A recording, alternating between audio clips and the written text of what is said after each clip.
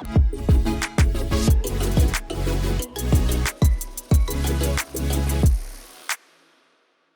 right, hello. So let me start with a story, another story about where my journey began. I was flying an airplane. I was a student pilot. This was about 20 years ago almost.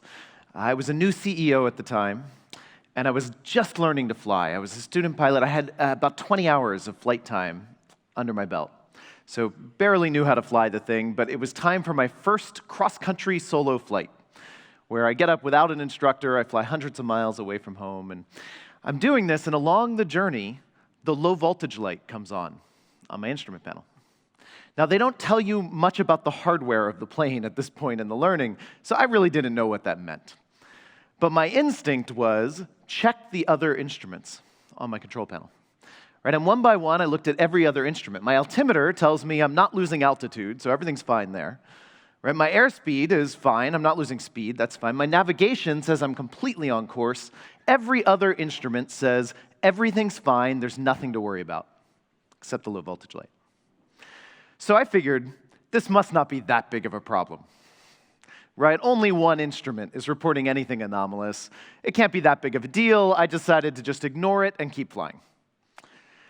Turns out that was a really bad decision. I nearly crashed the plane that day. I ended up completely lost with no radios, no electronics, no navigation, in a storm, nearly out of fuel, violating international airspace. Right? Not a good thing. I did make it down, fortunately, eventually. And as I reflected, I realized this is exactly what's happening in my company and in every company I've ever worked in. It's us humans that become the sensors for our organization's flight towards its purpose. We sense things, and we sense different things. We're different people. We're tuned into different information. We sense different things. And often, it's one lone person or a small group minority who senses something that no one else senses, and then cannot get that information integrated into the system. It is really hard to drive change in most companies when you're the lone low-voltage light. You ever been there? Ever been the low-voltage light in your organization? Right? Sensing something that no one else really sees like you do and having a hell of a time driving change. So this set me on a question. How do I build a company where anything sensed by anyone, anywhere in the organization, has somewhere to go where it can rapidly and reliably drive meaningful change for the purpose of that business? And I had no idea how to do that, but I turned my company into an experiment ground, a laboratory, and over the next many, many years, we experimented. And one of my first experiments, of course, was with GTD. I had ran into GTD shortly after starting this company, and it was the most eye-opening, transformative thing I think I had ever found in my life at that point. It was striking, shocking. It was incredible, and I thought, wow, if everybody were doing this in my company, imagine what that would do. That would maybe solve my problem. That would give us the ability, if we all sensed everything internally and tracked it, captured it, knew what it meant to us. And so I got a company where everybody was doing that. I rolled it out, taught all my coworkers. We did it, and I realized that wasn't enough. It was important. It was key. There's no way I could have what I wanted without that. But I needed more than that, because it's one thing to have individual clarity, right? You can have all of your own mind like water, and all of us working together can each have mind like water for our own work. But then we connect in this team space, this company space, where now we expect things of each other. Now it's not just about clarifying what does this thing mean to me, but clarifying what does it mean to our expectations of each other. And that's really where GTD stops and where my work starts. Right? Okay, great. What do we do when we actually need to drive a change in the expectation structure of our company, or the authority structure of our company, or who makes which decision? Not just to my own work, but to our collective work. And that led to what we now call Holacracy, which is a different way of structuring an organization. And I'm going to tell you a bit about this and share some anecdotes, but first, let me share what it's not. This is a different structure for a company, and it's not the one we're used to. It's not a management hierarchy. Holacracy does not use a management hierarchy to organize work. There are no managers. There's no top-down hierarchy. There's nothing like that. with the companies that have adopted this. About 1,000 companies around the world now, more than that now, using this. And none of them have management hierarchy once they're fully doing this. Now, that's interesting because I sometimes get accused in the press of being anti-hierarchy, which is just totally missing the point. I'm not anti-hierarchy. I'm pro-clarity. Right? What I wanted was an organizational environment with organizational mind like water and clarity. I never set out to remove managers. I set out to get better clarity. What I found was, right now, we look to managers to generate clarity, to break down work and clarify who does what, right? How things work on a team. But that's really hard. As we know, it's hard enough to do it individually in our own GTD practice. It's even harder on a team as a manager. So a lot of managers don't do that. They micromanage instead. And when you get a manager who's really good at not micromanaging, but instead creating clarity, we promote them. They're good, and we replace them with another manager who's really not that good at creating clarity. There's not enough to go around. It's too hard in the system. When you replace that with processes that generate clarity, that everyone can contribute to, which is what Holacracy does, processes that generate clarity, what I found was it simply obsoleted the need for a management hierarchy. So ironically, another common misconception that happens is that this is companies running with Holacracy have no structure because they have no management hierarchy, but that's not true. Companies running with Holacracy have more structure, not less than a management hierarchy, more clarity. They just get there differently. And this gives us a very different way of organizing. And to use a metaphor to give you a sense, this is how life organizes. Look at the human body. There are trillions of cells working together, and there's no CEO cell telling the others what to do. There's no top-down command hierarchy of cells bossing others around. Every cell has a job, it has clarity, it has a role to fill, and it has autonomy to do that job. There's no cell that reaches in and structures the inner workings of other cells. Each cell has a boundary within which it has autonomy. And yet the cell is also just a part of a larger entity, like an organ. And that organ is just a part of a larger entity, an organ system. Life organizes by scaling complexity with autonomy at every level, self-organization at every level. The job of the heart is not to boss around the various cells. It's to integrate the autonomy of the different muscle cells, nerve cells, blood cells into a larger function. It's a very different kind of structure. This is the structure Holacracy brings to an organization. And it still requires the things that we often associate as getting in the way of empowerment, and yet it uses them differently to empower. So for example, early on in my journey, I thought, well, you know, the policies, the structure of most companies become bureaucratic, it gets in the way. Maybe we try throwing them out. Turns out that doesn't work. If people don't know the boundary of what they can't do, they don't know what they can do. Right? If you don't know your limits, you don't know your freedom. If you don't know what you cannot do without talking to someone, then you don't know what you can do without talking to anyone. So real empowerment requires boundaries. It requires structure. It requires clarity.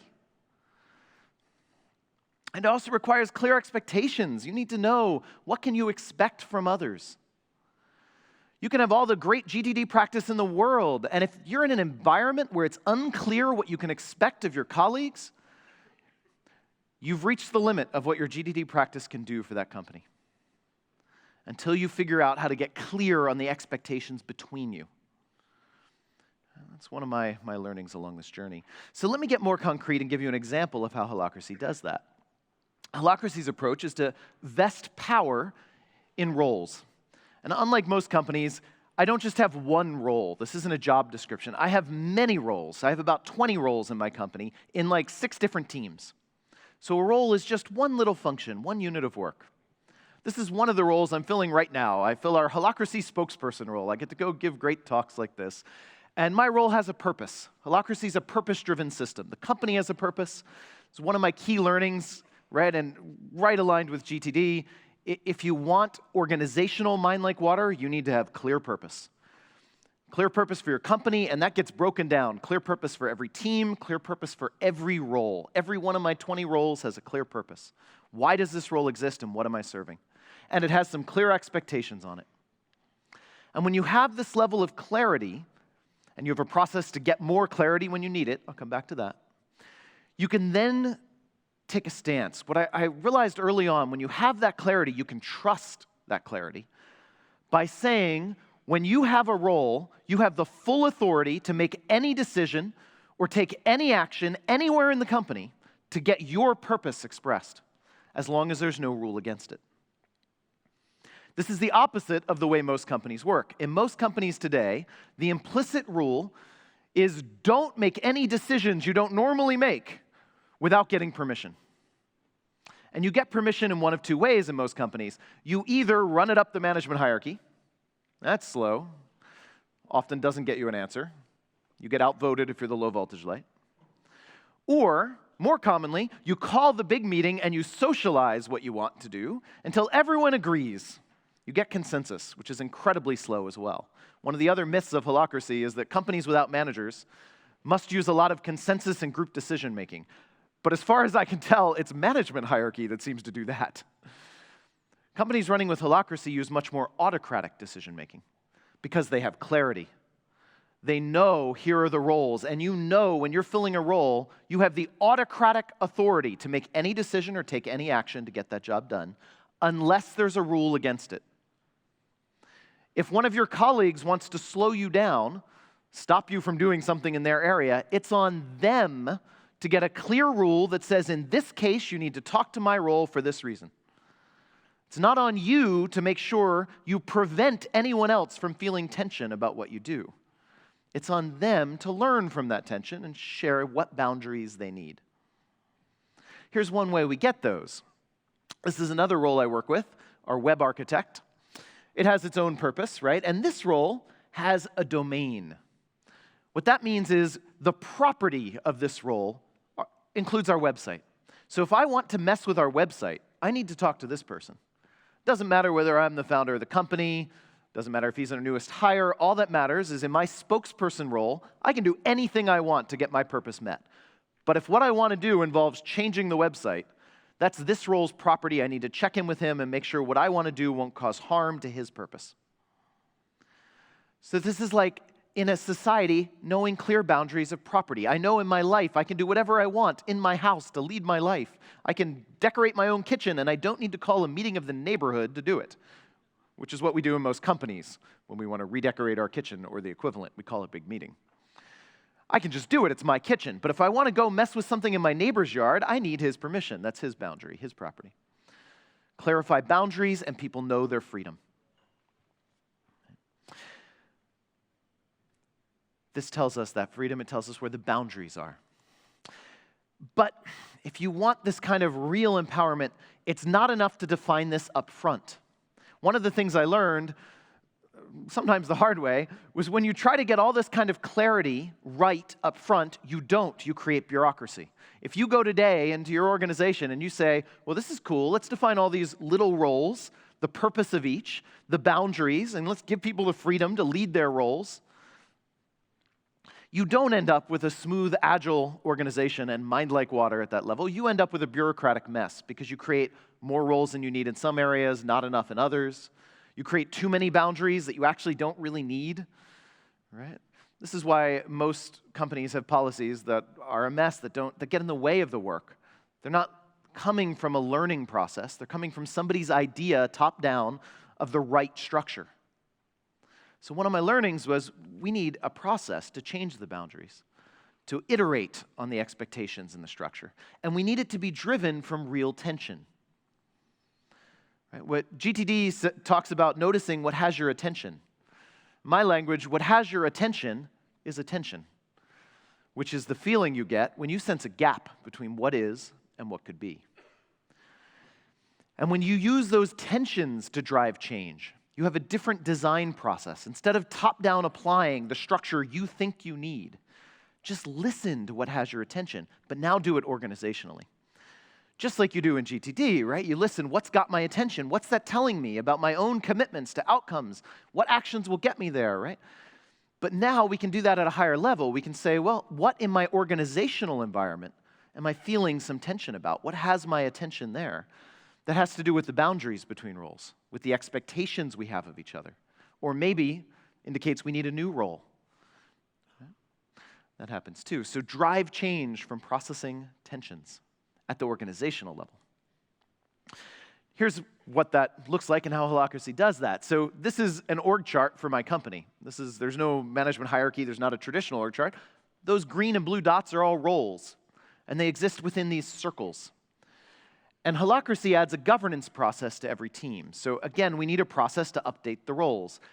That's what the governance process is about. So once every month or so, every one of these circles invites anyone filling a role within that circle to show up in this governance process where they can propose a change to any other role or any policy of that circle. This isn't something done once at the top. Every team is doing it. Every team's doing this regular process to iterate and evolve its roles. I like this org chart. It's kind of organic. It looks like cells and organs back to my living system. And this changes. I mean, the circles even change. The roles change. It's a living, breathing system. As we're collectively sensing what's got our attention, what's in the way of the work, and iterating on the design of the company. Here's an example of how that played out. Back to my spokesperson role, the third accountability here, it says defining criteria for acceptable speaking engagements. Let me tell you the story about where this one came about. Once, long ago, we were finding that my colleague in a different role was booking me for talks, or trying to, and I'd shoot them down at the end of her process. So her role is called casting agent. Casting agent books spokesperson for talks. She'd negotiate with a conference organizer, build a relationship, and then at the end of her process, she'd present me the opportunity, and I'd say, no, I'm not going to go to that conference. Right? Wrong market, or audience isn't big enough, or whatever. And she felt disempowered. Right? She spent all this effort, all this energy, built a relationship. So she goes to our governance meeting. And she says, I want to propose a new expectation. At this point in time, my role, when we first created it, only had one accountability. These didn't come from top-down design. They came from learning. This one came from her. She said, if I could expect that you define the criteria you're using to accept or reject engagements, I could assess by that criteria myself at the beginning of my process instead of at the end of my process. So I'd like to be able to expect from your role that you do this. Now, that would be a difficult tension to solve with just GTD alone. If she sensed it, right, what projects and actions can she take? Well, it's hard, because what she really needs is an expectation on me. But now she goes to our governance meeting, proposes that new expectation, and took about 2 minutes in that meeting process. About 2 minutes later, she had a new expectation added to my role. There's a structured decision-making process as part of that. No one saw any reasons why that would cause harm. That's the question on the table, not do we all agree with this change, but does anyone see any reasons why this will get in the way of their work? It's one of my key lessons. Don't ask people if they agree with the change. If you're changing the structure, the key question, is there any reason why adding that expectation on this role will get in your way of getting your purpose met? If not, it's added. So we added this in 2 minutes, and she was able to turn to me after the meeting and say, so when do you think you're going to get that for me by? Interesting footnote. I'm the founder of the company. Seasoned CEO for many years before that. She was our newest hire right out of college. In what company do you know where the newest hire right out of college in 2 minutes can add an expectation onto the founder and then turn to him and say, so when are you going to have that done for me by? Yeah, right? That's pretty cool.